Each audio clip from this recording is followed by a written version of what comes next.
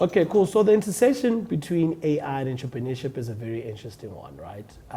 Especially in the South African context, or rather in the continental context, because we hear a lot of commercialization of AI solutions from a lot of foreign companies, but we hardly ever get any stories from locally here on the continent. Now we have the lovely opportunity to speak to Frans Meyer, the founder of AlphaWave, to hear how does he incorporate machine learning, AI in industry to address issues, to address products and services and solutions that require these type of solutions. Frans, nice to meet you. Yeah. Frans, walk us through AlphaWave. What is AlphaWave and how long have you been around? Yeah, so AlphaWave is a technology investment company. It's broader than machine learning AI. So currently our focus is electronics, software and data, and the intersection of all of those. So we've been around for quite a long time, for 30 years, but we started as a very specialized technology firm in antenna engineering, which is a sort of a unique field of electronic engineering. We built a number of businesses, including software businesses in that space over the years. And over the past 10 years or so, we've actually expanded and realized that we want to apply our knowledge about building businesses to much broader applications, and that's why we've changed over to general electronics and software, and then recently machine learning and AI as well. Now, Frans, your products, what industries do they find application? And just give us a case study scenario where we understand how your solutions provide, rather your technology provides solutions. So specifically, do you want me to talk about the machine learning AI applications or general? General, and you can go into much more. So let's say general, and initially I mentioned we were antenna engineers, so we would write software that would help antenna engineers to design antennas. So if I talk about antenna engineers, it's any company that's got a communication device in a cell phone or even in cars or on aircraft. Any device that communicates needs an antenna to communicate, and our software help to optimize to optimize the design of that. We then later moved into more the hardware part, which is the electronics part of antennas. So one of our companies has been involved with the SKA project, the SKA project in Carnarvon in Karoo. Yeah, in the Northern Cape. A big international radio astronomy project. And there our engineers were part of the design team that designed specifically the receivers of the radio astronomy telescopes, and we also got the production contracts for that. So our first products, we also do work for MTN and Vodacom. So they've got base stations that communicate all over the country, various places, and we actually look after the safety of their base stations. So our initial businesses was all around antenna engineering, and then companies that actually use antennas to communicate and optimize that. So yeah.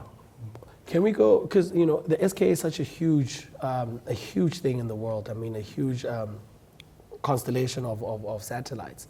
Can you just go a little bit deep? I know it's in the Northern Cape. What part of the SKA are you working on, and what solutions are you giving? And are you physically based in the Northern Cape, or do you come in and out? How do you work around that? Yeah, so the SKA project has been going on for many years now, and our initial involvement was very specifically on the design of the receiver of the radio astronomy telescope. So there's the dish, and we also do the shape of the dish, but then there's the dish has got a focal point, and there's the receiver, which is effectively an antenna.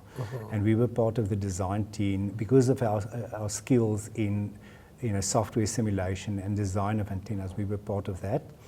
Now the way that the SKA work is South Africa sponsored the Meerkat project, which was money just given by the South African government, effectively as a precursor to the bigger SKA international project.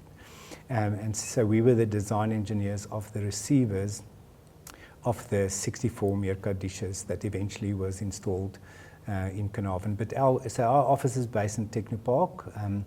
We were not part of the SKA office. So SKA has got an office in South African SKA has got an office in Cape Town. We were not part of them, but we were a supplier to them of this very specialized piece of equipment, which was the receiver. But we would have people going out and do installations on site and so on. But most of the work we actually do in Stellenbosch. Okay. Now, Frans, you were one of the track. You were heading a track today at the IndabaX. Walk me through the main themes that you were discussing in your track today, particularly on entrepreneurship and AI. Yeah, so the track is a workshop, and it's called Disciplined Entrepreneurship, and it's based on the way entrepreneurship is taught at MIT in the States. So MIT is well known for being a university that's got a lot of startups, tech startups originating from MIT, and they've got a very specific way of teaching entrepreneurship. And so we follow that model of entrepreneurship, where the technology is actually, we call it deep tech, so quite difficult technology to implement. But then the process of entrepreneurship is how to make sure that you develop the technology for a specific market. And so the workshop and the track is much more about what the customer needs and what we can offer from a technology point of view than just what the technology can do. So we want to combine the customer's needs with what we can technically do. And so it's a very, let's say, structured process, although entrepreneurship is quite often chaotic. And the nature of entrepreneurship, because there's so many uncertainties, and I think it's actually very good to have a base where you can fall back on to follow a structured approach, just to have to increase your chances of success in entrepreneurship. Definitely. From your discussions, I mean, as I was at the workshop, you were, exchanging a lot with your students. And attendees that were there. What as you were engaging with your delegates, what interesting observations were you making out, and what is your mood of right now with the AI and machine learning and data science? What are you picking up from the newer generation and the new researchers and young people that are coming into the industry? Yeah, so the machine learning AI is something relatively new for us. So at AlphaWave, we've invested in I think it's 4 machine learning AI companies now over the past 5 or 6 years.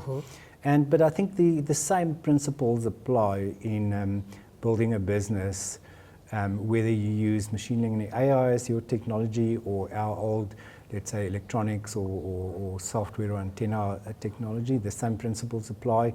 You need to build something that's, in our case, something that's not so easy to build, but you must make sure when you build it that you understand what your end user and your customer needs. So I think what we experience when we do the teaching of entrepreneurship and we work with our companies is the typical engineer and scientist would make the mistake of being too focused on their technology.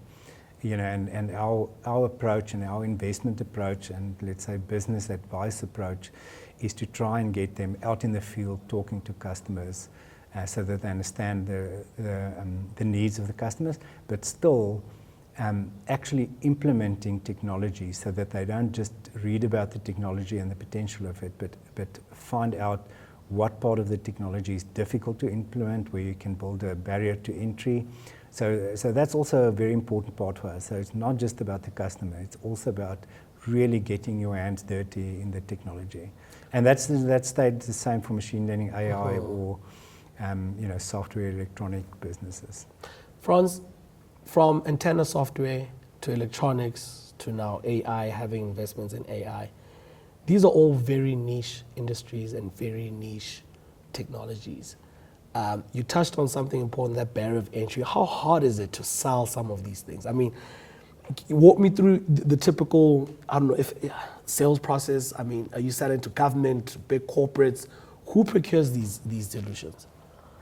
Yeah, it's actually quite interesting. I would say the typical way that a startup in our field or in any of these fields actually work is the initial sales happens by the founders to their network. So they would know people, the founders would know people or know people that know people that's in, let's say, corporate or industry, and almost in an ad hoc way find the first initial customers. Okay? And one of our big challenges is just after that, because your network is quite small, so just after that, how do you actually get to potential customers, and how do you stand out as being unique?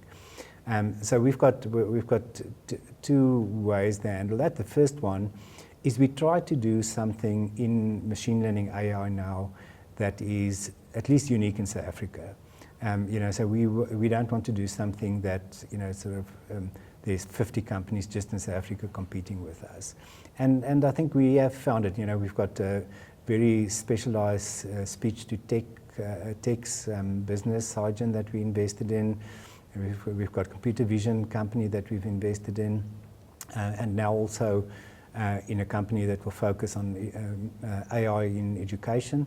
So we try to stand out in what we do from a technical point of view, but then also we are continuously working with our new businesses and startups to try and figure out how to reach new customers and beyond founder network sales.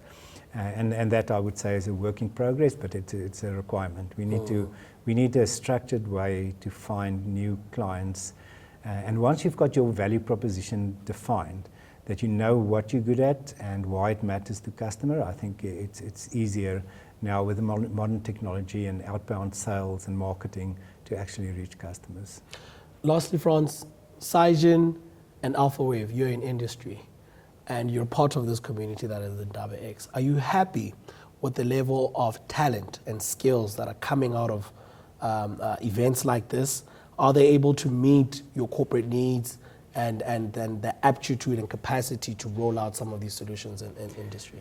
Yeah, look, South Africa has still got these, what we call centers of excellence, so these universities that does excellent work and excellent training of their engineers and computer scientists that can compete anywhere in the world. And so if we find it, we can find the talent that we need in South Africa from the University of South Africa. And all the activities around machine learning, AI, there's some excellent students and even more senior people in the field that, like I say, compete internationally. I think the benefit for us, so we are, of course, not a Google or a Microsoft that needs to appoint 10,000 people every year. So we need to appoint, let's say, 10 or 20 people a year, and for at that scale, and even if we grow like 5 times bigger than that, then at that scale there's enough talent in South Africa, and there's enough talent in the universities spread through South Africa 100%. That we can be competitive. 100%. Frans, thank you so much for your time. Is that it? That is it. I mean, and you didn't ask me about getting all my calls wrong. Thank you for your time on iAfrikan.com.